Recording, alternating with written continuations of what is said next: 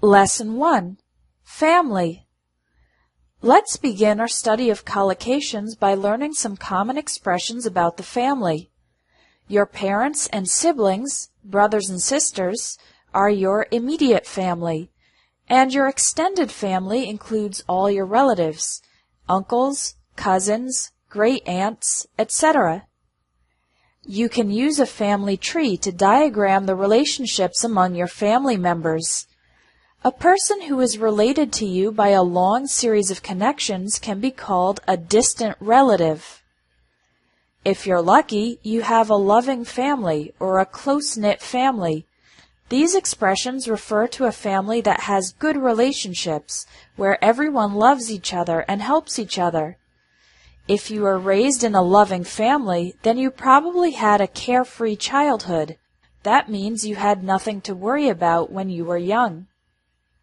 On the other hand, a family in which the relationships are bad or unhealthy can be called a dysfunctional family. If the children experience abuse, poverty, or problems with the law, we can say they had a troubled childhood. Perhaps the parents went through a bitter divorce. That means a separation in which there were bad or angry feelings between the husband and wife. It's also possible to have a messy divorce, with a prolonged legal battle involving lots of conflicts about the separation of the former couple's assets, money, and possessions.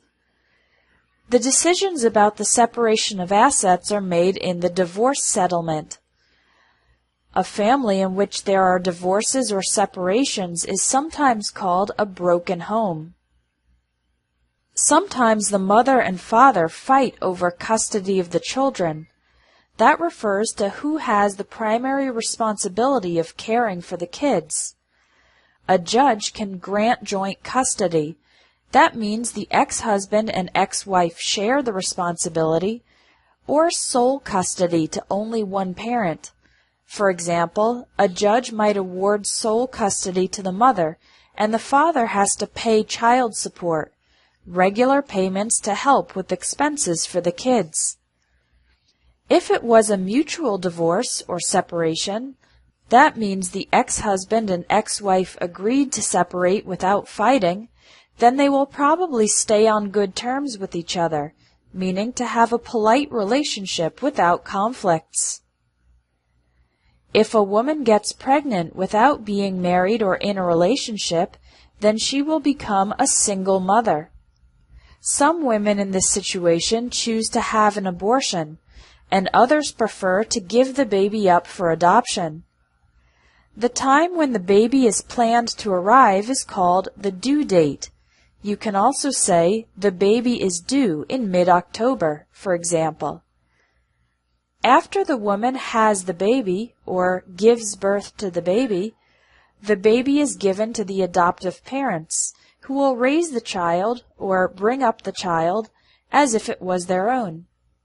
Sometimes when the adopted child is older, he or she tries to find their birth mother, biological mother. Now take the quiz for Lesson 1, Collocations about Family.